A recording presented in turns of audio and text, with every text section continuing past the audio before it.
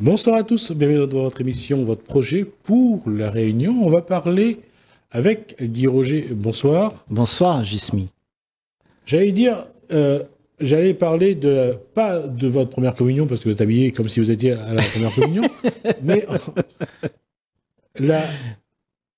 j'allais revenir sur ce cyclone et sur les problèmes posés aux individus.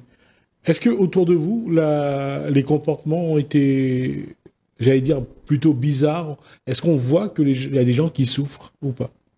Ils ont oublié. Déjà? Tout le monde a oublié. Déjà? Oui. Ouais. Il y a encore des branches et tout ça. Il y a j'habite dans un immeuble et le chauffe-eau solaire, il est tombé sur une voiture.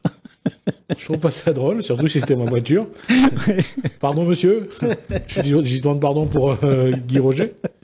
Mais tout ça, c'est du passé. Les gens, ils veulent faire leur vie. C'est pas encore du passé. Pas pour tout le monde. Ouais. Oui, mais quand tu as encore après, il faut voir l'assurance et tout ça, c'est des tracasseries. Mais la plupart d'entre nous, est-ce qu'on veut vraiment alimenter ces tracasseries-là? Tu sais, on veut en finir avec. On veut en finir. Parce que ce qui compte vraiment, c'est de vivre. Et la plupart d'entre nous, sur cette planète Terre, on a compris que les tracasseries, ça nous empêche d'être heureux. Mais on n'est pas seulement sur des tracasseries. Je suis sur une posture où il y a des gens qui sont restés enfermés pendant des heures, oui, qui ont vécu des angoisses, qui ont vécu des peurs.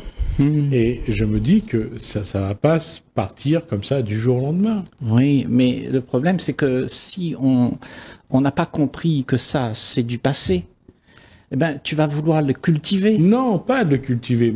Ce que j'avance, c'est comment déjà guérir cette souffrance. C'est ça la question. Tu le guéris tout simplement en ne le cultivant pas. Oui, mais il faut quand même le soigner. On ne peut pas, guérir une souffrance post-traumatique comme ça, d'un claquement de doigts. Oui, on peut. Non, je suis désolé. Non, on peut dans le sens où, je t'explique pourquoi je dis ça. Parce que, tu vois, la coutume de notre société, c'est que quand tu souffres, tu dois réparer. Tu dois trouver quelque chose qui va te pacifier ton angoisse, ta souffrance, et tu veux que cette souffrance soit guérie. C'est la coutume normale dans nos sociétés. Tu as une souffrance, il faut trouver le coupable, et il faut trouver tous les moyens pour faire en sorte que tu te sortes de ça. Et comment tu sors de ça? Ben, tu sors de ça en te distrayant avec quelque chose qui va faire en sorte que les choses soient différentes. Donc, on trouve les moyens pour faire que les choses soient différentes. Il y a ta famille, il y a des gens autour de toi et tout ça. Et puis après, tout recommence. Et si tu n'as pas appris ta leçon et que tu continues à mémoriser tout ce que tu as vécu, eh bien, ta vie sera un enfer. Oui, mais dans la méthode que tu viens de dire, Guy Roger, la question est paradoxale. Lorsque on a une souffrance psychologique, si on met un chape de plomb dessus, la souffrance, elle est toujours là et elle va revenir. C'est ce que je suis en train de te dire. Si ce chape de plomb, c'est quoi? C'est la distraction. C'est de vouloir s'en sortir, de ne pas reconnaître cette souffrance, de ne pas la vivre, de ne pas l'accepter. Tu comprends? La plupart d'entre nous ne l'acceptent pas. J'ai tout perdu là. Ma maison, ma voiture, l'eau est rentrée dedans, j'ai tout perdu. Et ça, c'est la souffrance. Mais si tu n'acceptes pas ça, ben comment tu vas faire? L'accepter est une chose, mais sans guérir, c'est une autre. Oui, mais l'accepter, c'est la guérison. Parce que si tu n'acceptes pas, ça veut dire que tu ne peux pas te guérir. Accepter de vivre ce qu'il y a, sans essayer d'arranger, sans essayer de te distraire autrement. Juste accepter ce qui se passe. Et quand tu acceptes, ça veut dire que tu vois ce qui se passe. Oui, mais comment quelqu'un qui s'est battu parfois toute sa vie pour construire une petite maison avec ou une belle maison avec tout son travail, sa sueur. Et comment il peut accepter comme ça d'un coup? Tous mes respects à cette personne, Jismi. Tous mes respects à cette personne qui souffre. Parce que tu dis comment il peut rester avec tout ce qui lui est arrivé.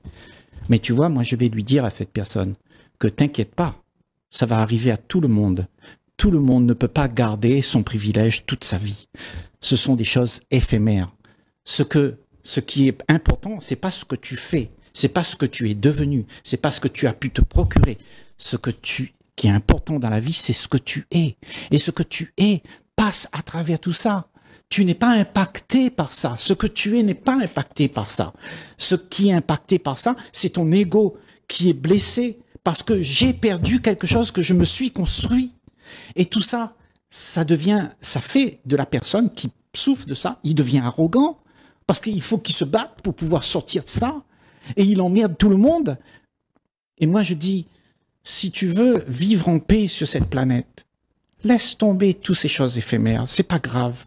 On est encore vivant. On peut reconstruire chaque instant les choses. Tu vois?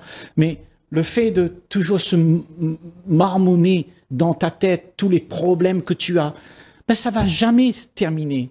Tu auras toujours un problème. Après avoir résolu ce problème, tu auras encore un problème. Oui, mais je reviens à cette situation. Il faut quand même qu'il trouve les moyens de nouveau de trouver une maison, les moyens de pouvoir...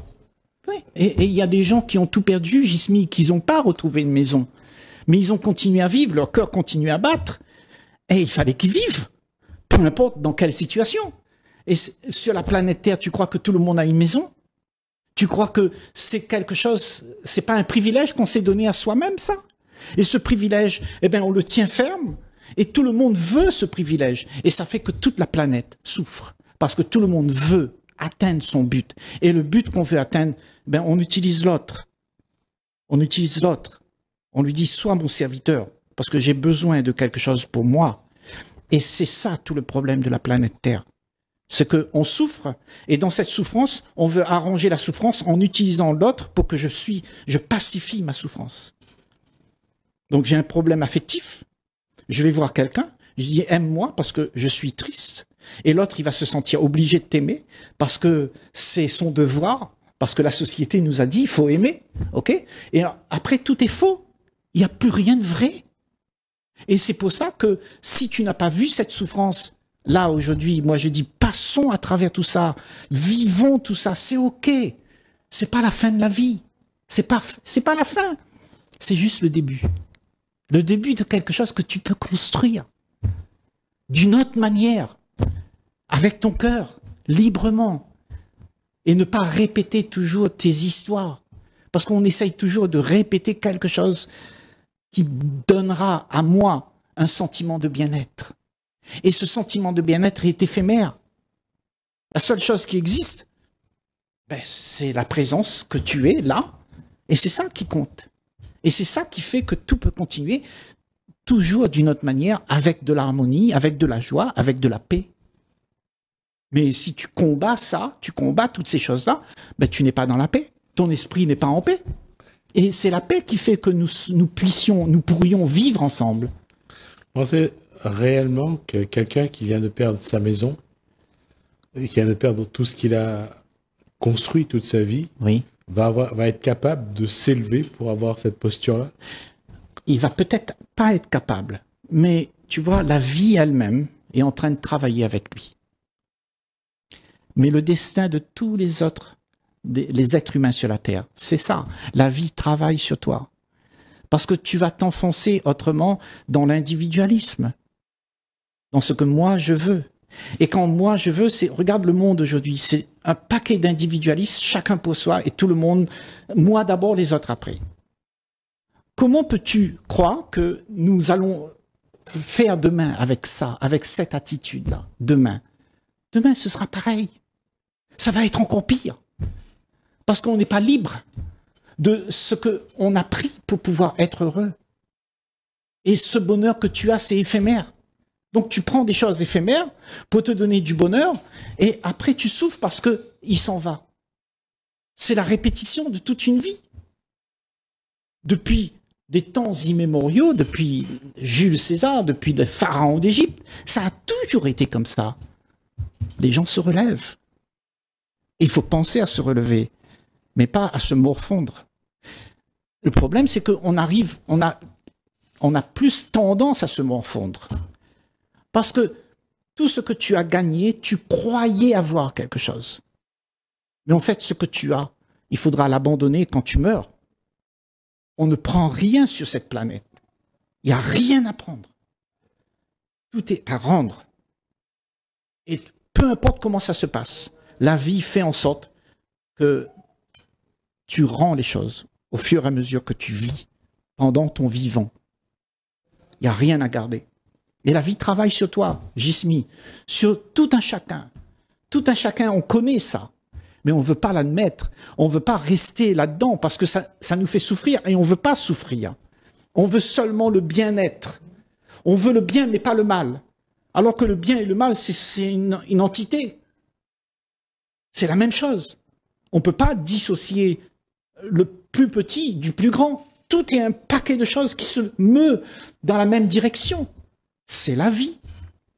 Et la vie, on essaye de la diviser. On a dit ça c'est bien, mais ça c'est pas bien. Donc c'est pour ça qu'on est malheureux. Parce qu'on ne veut pas rencontrer les choses comme elles sont. Donc on veut rencontrer les choses comme j'aimerais. Et si je rencontre des choses qui ne sont pas comme j'aime, ben je souffre. C'est ce que on est en train de dire là. Toutes ces souffrances, c'est ça, c'est ce qui s'est passé. Mais nous, les êtres humains, est-ce qu'on est prêt à accepter que tout est éphémère, que tout ce que tu te bats pour, tu vas te battre tout le temps, comme ça, jusqu'à la fin de ta vie, et tu seras jamais heureux. Tu ne seras pas comblé avec tout ce que tu peux avoir. Tu seras comblé seulement si tu acceptes la situation, si tu acceptes ce que la vie propose. Et la vie te propose la joie, mais pas la souffrance. La joie, parce que tu as abandonné ce que tu penses te fait souffrir. Et ce que tu penses, c'est quelque chose que tu as pris pour pouvoir être joyeux. Mais ça n'existe pas. Ça n'a jamais été le cas. Tout ce que tu peux prendre va te donner des problèmes et plus de souffrance encore et encore, et ça va se répéter à travers les générations. Donc accepter les choses comme elles sont, sans rien vouloir, sans rien attendre, fait que tu es quelqu'un de libre. Tu es libre de toute la tracasserie de vouloir faire une vie qui soit à ton goût, parce que la vie à ton goût, ça n'existe pas. La vie à l'escalier, elle n'est pas celle que je veux. C'est la vie qui est comme ça et tu dois l'accepter. Si tu l'acceptes pas, tu vas souffrir. Et nous allons tous souffrir avec toi. Parce que ta peur, ta souffrance va affecter ton enfant, va affecter ta famille, va affecter le monde autour de toi. Et nous ne saurons pas vivre ensemble. La joie nous fait vivre ensemble. Mais la souffrance ne nous fait pas vivre ensemble. Chacun se retrouve à panser ses plaies, chacun de son côté. Et chacun regarde midi à sa porte.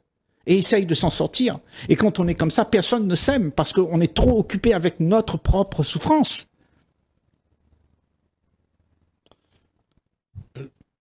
J'allais dire, quand quelqu'un perd sa maison, quand quelqu'un est victime du phénomène climatique, quelle est sa première émotion? Comment il va réagir? Est-ce qu'il va vraiment se dire « Ah, la vie me dit que c'est un début, il y a quelque chose qui commence. » Est-ce qu'il est capable d'être dans cette posture-là? Alors qu'il vient de perdre sa maison, que ses enfants, que sa famille, sa femme sont à la rue, qu'ils n'ont plus rien, on ne sait plus où est-ce qu'ils vont dormir, comment les enfants vivent une angoisse particulière. Il est vraiment capable, l'individu, à ce moment-là, de se dire que la vie lui a enlevé ça. C'est un nouveau départ. Il sera capable si il a accepté d'accueillir le drame. S'il résiste à ce qui se passe et il veut voir autre chose, ça veut dire qu'il pense à autre chose qui devrait exister, mais pas ce qu'il y a. Les faits, il n'en veut pas. Les faits, il n'en veut pas. Il pense à quelque chose qui devrait y avoir. Et c'est là tout le problème. Parce que ça veut dire que tu n'es pas prêt. Mais en fait, personne n'est prêt à avoir un drame. Quand le drame arrive, personne n'est prêt. Parce qu'on est tellement bien dans notre petit cocon. Tu comprends? Et le petit cocon nous donne de l'espoir, nous donne une vie merveilleuse. Mais cette vie merveilleuse que tu as, c'est la vie que tu t'es fabriquée. C'est pas la vie elle-même, ça. C'est la vie que nous, les humains, avons voulu pour pouvoir être heureux. Et là-dedans, il y a de l'éphémère. Ce n'est pas la réalité, ça. La réalité, c'est d'accepter la vie telle qu'elle est. Et tu vas voir, si tu acceptes ça, alors tu as un grand cadeau. Tout ce qui arrive, tu le prends comme c'est, et ça devient un trésor pour toi. Parce que tu sais qu'est-ce qui se passe. Tu vas voir dans la complexité de la vie, entre le bien et le mal, qu'il n'y a rien que tu peux séparer. Tout est à accueillir. Et quand tu sais accueillir tout, alors tu deviens un être entier, intègre, authentique. Tu n'es plus celui qui te raconte des histoires. Parce que celui qui se raconte des histoires, il va se leurrer. Il va se dire, mais moi je veux pas ça, je veux pas ce drame-là, moi. Je veux quelque chose d'autre. Comment tu peux vivre avec l'idée que les choses seront autrement, que devraient être autrement? Si tu vis avec cette idée-là, ben, tu n'es pas dans ta meilleure forme, dans ton authentique toi. Tu es dans ce que tu te racontes. Et c'est ça notre problème avec nous, c'est que nous nous racontons des choses sur ce que la vie devrait être. Justement, on dit toujours qu'on a un chemin de vie. Comment l'individu peut-il, entre le chemin que lui, il croit être celui-là vers la joie, le bonheur, et son chemin de vie, comment il peut faire pour se dire à un moment, je voudrais être sur mon chemin de vie. Et comment je fais pour être sur mon chemin de vie? Parce que là, quand il a tout perdu avec le cyclone, là, il va se retrouver sur un autre chemin. Je ne sais pas si c'est son chemin de vie, mais c'est un autre chemin que celui qu'il avait défini. Oui. Ou pas. Il va se retrouver dans une autre circonstance. OK? Il va faire de cette circonstance son chemin. Mais il n'y a pas de chemin tout tracé. C'est la vie qui te donne la vie. C'est pas toi qui donne un chemin pour que tu puisses aller dedans. La vie, elle est d'instant en instant neuve. Et l'homme, quand il décide de faire quelque chose, tout devient une illusion. Parce que tu décides avec ce que tu connais. Et ce que tu connais est limité. Tout ce que tu sais, c'est limité. Oui, je suis conscient de ça, l'être. C'est comme la vérité. Celui qui dit « je cherche la vérité ». Et comme elle n'existe pas, déjà, cette vérité-là, et même si elle existait, elle changerait. Elle évoluerait. Ce qui veut dire que, quelque part, on court après quelque chose. C'est ça. On court après une illusion. On court après une illusion qu'on croit être vraie. OK? Mais comme tu cours pour prendre ce que tu as imaginé, quand tu l'attrapes, quand tu le prends, tu t'aperçois que c'est éphémère. Ça glisse entre tes doigts. Et tu dois encore travailler pour pouvoir encore avoir ce que tu désires. Et ton désir ne cesse jamais. Tu passes de désir en désir parce que tous les désirs te déçoivent. Parce que ce n'est pas la réalité. C'est la réalité que tu as inventée. C'est ça que tu rencontres. Ton désir, c'est une réalité que tu inventes et tu cours derrière, tu prends et tu dis « Waouh, j'ai ce que j'ai rêvé ». Mais ce que tu rêves, ce n'est pas la réalité. Ce que tu rêves, c'est une histoire que tu t'es racontée. La réalité, c'est que c'est quand tu ne rêves plus, quand tu ne veux plus rien, tu n'attends plus rien et que tu acceptes tout ce qui se passe. Alors tu es libre. Tu es libre d'être authentique, d'être vrai, de ne plus souffrir, de ne plus être impacté par tout ce qui arrive dans le monde. Parce que tu t'en fous. Parce que ce que tu es n'a pas de commencement et n'a pas de fin. Ce qui nous fait peur, c'est de perdre ce qu'on est devenu. Ce qu'on est devenu, c'est toute ma notoriété. ma famille, mon argent, mes affaires. Je suis quelqu'un là. Et c'est ça qui fait peur au monde, qu'on perde cette chose qu'on s'est construite. On s'est construit un État où on demande au monde de le reconnaître. Respecte-moi parce que je suis ton patron. Je suis quelqu'un, je suis ton père, je suis ta mère. Il faut que tu me respectes. Donc j'ai besoin d'être reconnu. Reconnaissance. Voilà. Et cette reconnaissance, tu as besoin parce que tu as peur de rencontrer la réalité en face de toi. Et ce que tu es n'a rien à voir avec tout ce que tu te donnes d'être. Ce que tu es, c'est un grand vide. Immense. Ce que tu es, c'est l'éternité. Ce que tu es, c'est tout. Le tout de tout, la vie de tout l'univers, de tout ça. Tout ça, c'est toi. On est reliés tous, et les uns et les autres là-dedans. Du plus petit jusqu'au plus grand. Tout est un seul ensemble. Et tu fais partie de cet ensemble. C'est, bon, pour certains, on appelle ça le samadhi. L'énergie qui forme un seul. Oui.